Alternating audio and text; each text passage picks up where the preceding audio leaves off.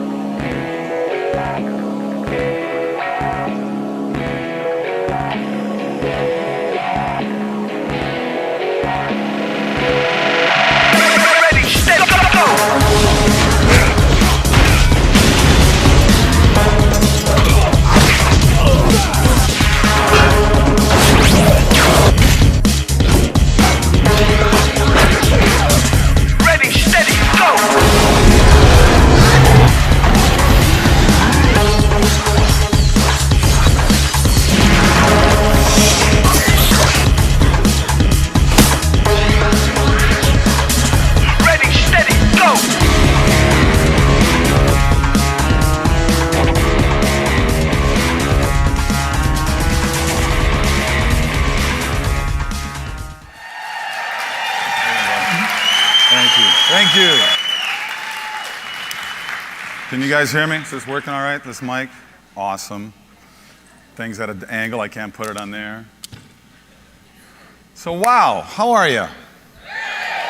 So I had a little dinner last night with some of the big Laminine bigwig guys. So we got Korea, we've got Malaysia, we've got Indonesia, we've got the Philippines, and we got the US. We got Russia. We've got Russia here, for crying out loud. It's like the NATO of health right here. We don't need NATO. NATO doesn't do crap for the world. This company does do something for the world. That's what's the amazing thing. So if you don't know who I am, my name is Kevin Sorbo. I am an actor. I played Hercules for many years on TV. I'm going to brag about Hercules because it became the most watched TV show in the world. We passed Baywatch. I say because we had a lot of women. We showed a lot of cleavage, so I call it Baywatch BC.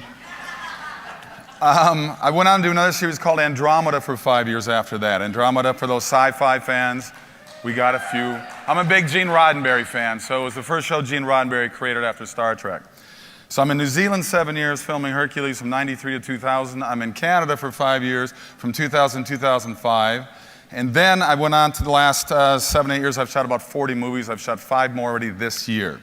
So that's my introduction to you with my little resume for those who don't know who I am. Now you do. Stan's story is true. I kind of buzz through these gifting suites. I go when I can. They're mostly for women. They rarely give guys stuff when you go to these things. My wife says, go and get me some stuff. So that's how I end up there. The coolest thing, I think, I got to backtrack a little bit. The coolest thing I ever did, I was at a Super Bowl gifting suite years ago in Arizona. And these guys from Spalding were there, and they had a basketball hoop and backboard, everything. He said, yeah, we'll come to your house and set this up. I went, you're giving me this? And he said, yes, I'm giving you that. And I was like blown away. I have it. I've had it for 6 years. I use it all the time. So it was like, for me, that was the coolest gift. But I'm going to backtrack now to why Laminine is important to my life and how this whole meeting with Stan took place. A lot of people didn't know what was going on with my story until recently. I have a book that just came out. Well, it came out 2 years ago. It is called True Strength, and somebody just held it up right now. Thank you. And thank you. I wish I didn't have to write the book, and I'll tell you why. It was the last 3 months of the 5th year of Hercules. And I was having problems with my left shoulder. I couldn't figure what was going on with my shoulder. I was having all these pains, and I was getting these 3 fingers here kept getting more cold and more numb. And it was bugging me. And I called my doctor back in LA, and I said, I got these things going on. He said, well, have you hit your elbow funny bone lately? And I said, I hit it every day. I'm doing 3 fight scenes every episode. We're beating each other up all the time. So he said, you probably smashed your ulnar nerve. Don't pay attention to it. So I just kind of blew it off. And as I did with a lot of bumps and bruises I got on the show.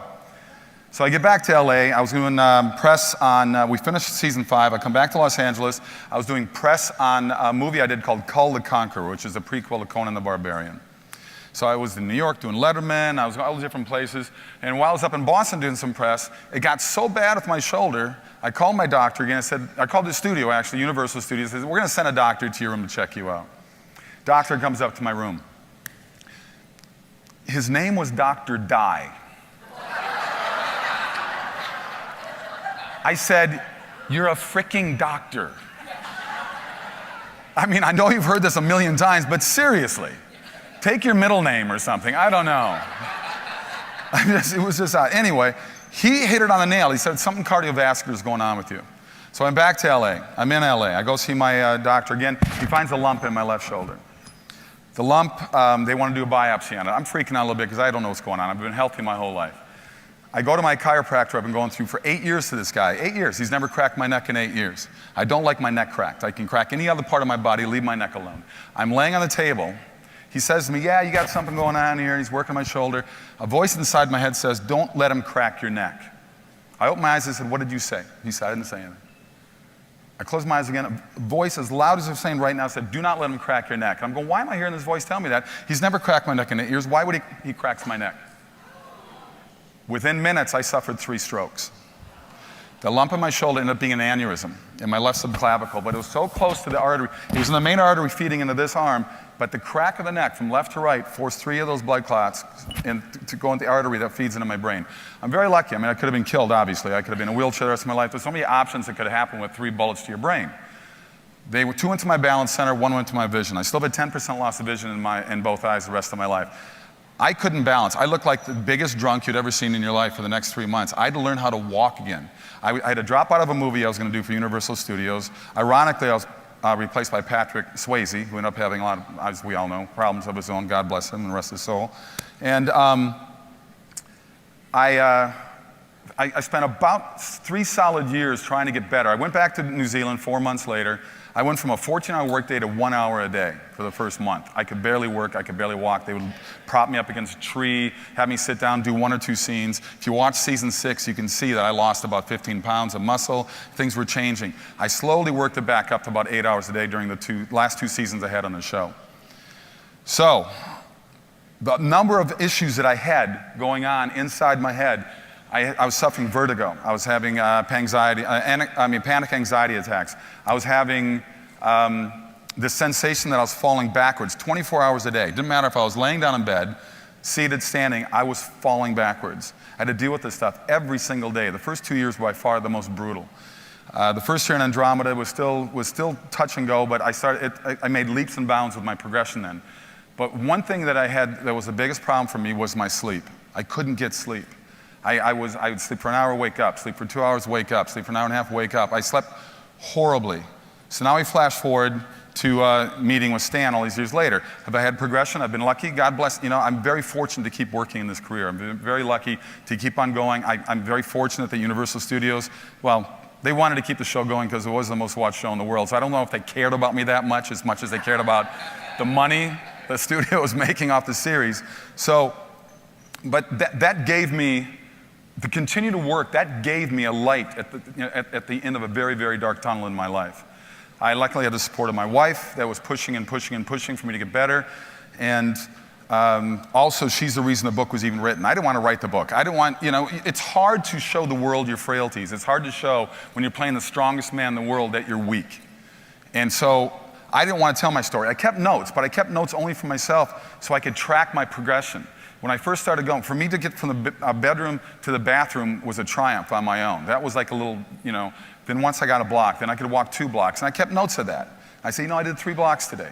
And it was tough on me and it was brutal, but I just kept pushing and pushing and pushing and pushing because that's the way my mindset is. I'm the type of guy that actually fits perfect for what you guys are doing because I believe you're the same type of person. You have to push yourself to be successful in anything in life. And if there's got to be the pain to go along with the gain. That's just life. You're going to get rejected. I'm in a business. I'm a 13-year overnight success, by the way. Okay? I put my time into Hollywood. I was too young. I was too old. I was too tall. I was too short. I was everything that they don't want, and that's the way Hollywood is. Everything in Hollywood deals with rejection.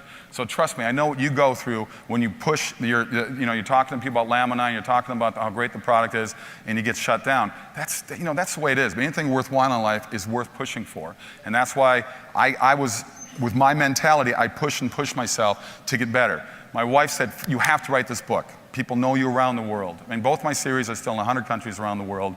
In the States here, for crying out loud, it's on Netflix, Hub TV, Encore Cable. So I'm getting a whole slew of these 12-year-old kids stopping me at the supermarkets saying, oh my God, it's Hercules, So the power of television is amazing in itself. But so I finally did write the book. I sat down, it took about 1.5 years to write it. I put it out there, the response has been amazing. I do speeches at least once a month across the country and up in Canada. I speak at hospitals, I speak at neurological institutes, I speak at churches, I speak at bookstores, and I get people coming up to me that were cancer survivors, stroke, heart attack, car accident, whatever it may be, crying and saying, your book has motivated me. Because the one thing I tell people, and that's what I'm going to tell you here right now, is don't let other people set your limitations. Do not let people do that, because people will do that. So yes, I did meet Stan. And Stan said, you're tall, you're an actor who's tall. I said, yes, I know, it's a strange combination, but it does happen. And he told me about the product, and I was very fascinated by the product. I'm not a guy, I don't like taking drugs. You know, you watch these commercials on TV, why would anybody? Good Lord. The 480 things that the voiceover guy goes through, rectal bleeding, ear explosions. I mean, you're like going, sign me up, I want to do that right now. I mean, it's amazing. So I'm a big supplement guy. I take my C's, my B's, my E's. I take all those vitamins. I'm a big vitamin guy. I eat pretty healthy. I do have a sweet tooth. I like my desserts. Stan and I ran away from the cheesecake last night, but I kind of regret it. You know, I was thinking about it the whole drive home, but I had the pop chips in the room when I got home, so I fell a little bit. But, so he told me about the product, and I said, you know, I'm curious. I want to try this. And he said, just take 2 in the morning, take 2 at night. Well, here it is 2 years later. I'm still taking 2 in the morning. I'm taking 2 at night. I'm an early riser. I've always been an early riser. But I get the biggest thing that made a difference for me is my sleep. You told me that. I love what you said. It fills the potholes of your life, because I think it affects people differently. And for me, all of a sudden, to get 5 to 6 hours straight every night, and I've been doing that straight now since I've been on Laminine, it's amazing to me. That to me is incredible. That's really all I need. You know me. I'm up at 5 in the morning already doing my emails and stuff. So, but what Laminine has done for me, I think it's relaxed me more, and yet gives energy at the same time, which is interesting. You know, I don't need to do. It's sort of weird when I meet these people that do the vodka with the Red Bull. I said that's like a serious upper with a serious downer. I mean, your body's just going to go all over the place, not going to figure out what to even do with itself. But to sit there and to talk to friends, look, I have Laminine with me all the time. I took my 2 last night, I took my 2 this morning already. When I'm on airplanes, I'm always next to somebody. I fly a lot. Eventually, I'll bring it up. We'll talk about whatever it's talking about, and I'll touch on any subject, you know, religion and politics, things that aren't too, you know, controversial. And I'm not afraid to bring up. So, and I'll bring up Laminine. And I have met people that are very interested, have got a hold of Stan with it and got a hold of me. And to me, it's just a matter of getting out there and pushing yourself and pushing yourself. And that's what I do. I mean, I'm not up here they're not paying me as a celebrity to be on the team. I'm the same thing as you are. I'm out there making my calls. I'm out there trying to get people to get together. I'm putting on Facebook. I'm putting on Twitter. I'm trying to get a hold of people to come be involved in this product. It's a supplement for me. To me, it's just a supplement. And people ask for side effects. I'm going, you know, there's nothing there, guys. There's no side effects. So to me, it's a win-win proposition with this product. And I thank Stan for coming into my life. He's been great. He's my mentor. He pushes me as well. I get so many emails and texts from this guy every day. But it's good because it keeps pushing me as well. And you know, anybody's here, I mean, I want to meet everybody, but anybody who's on my team. I think Mr. Yellow right there. Good to see you. Glad you went with the program. And you know, it's a blessing for me to be here. It's a blessing to me I've met you, and I am welcoming you all and welcome myself to the Laminine family, and I wish for good things for all of you. God bless, and go kick some butt. All right. Put your hands in the air, say